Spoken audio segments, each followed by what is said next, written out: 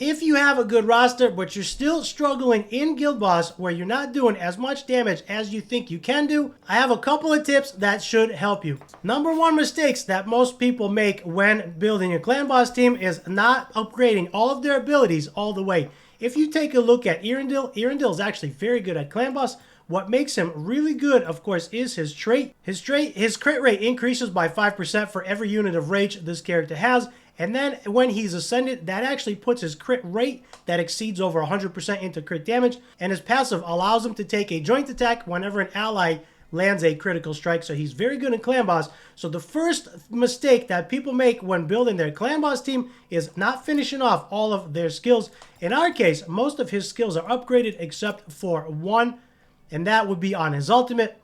And in the case of very good heroes like Jacob, who's another fantastic hero in the Guild Boss fight versus the Banker, in his case, we see that half of his skills are not upgraded. So this is a very, very big mistake. And that is the first thing that you should keep in mind.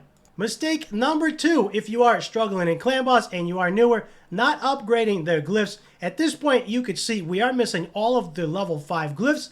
And I feel like we're actually lucky here. I have seen a lot worse builds than this. At least all of the level 4 glyphs are completed and they are available. And they have been maxed out. And we are now on to level 5 glyphs, which do take a little bit of time to farm, but they are worth it. There is a really large difference in maxing out your hero's glyphs. Makes a huge difference, as well as maxing out their abilities.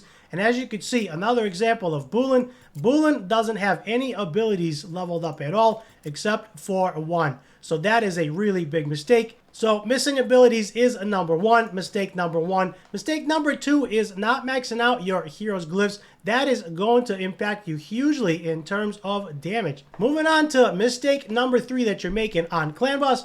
Flat stats on your gear, right? I've talked about this extensively in some of my other videos. I've made some gear guides as well. You do not want flat stats on gear at all. Boots on your damage dealing heroes. Your boots, you primarily want speed if your heroes are too slow, or if you can get them to the appropriate speed they need to be, you want attack percentage boots. So this, unfortunately, is a wasted pair of boots that got leveled with flat health. They're not even flat attack, and even at that, flat attack is really, really bad. Mistake number four that you could possibly be making on your Banker team, which can cause you to do a lot less damage than you should be doing, is not utilizing a crit rate ring. I have seen anywhere from health rings to lots of flat attacks and things of that nature. What you are looking for, especially if you are starting, is a crit percentage ring, and that should help you get to 100% crit rate, and that is going to be the best. In this case, you could see we're at 78.5%. So we still have some room for improvement. But if you are not using a crit rate ring, that is a huge mistake. And mistake number five when you're building your Clan Boss team is making your heroes just plain way too slow. As you can see, William is at 97 speed, which is very, very slow. His crit rate is at 26%. And his health is way too low. So there's actually a handful of mistakes that you could possibly be making here that can cause you to do a lot lower damage than you should be doing. Hit the like and the subscribe button down below. Also, leave me a nice comment letting me know that you enjoy these videos.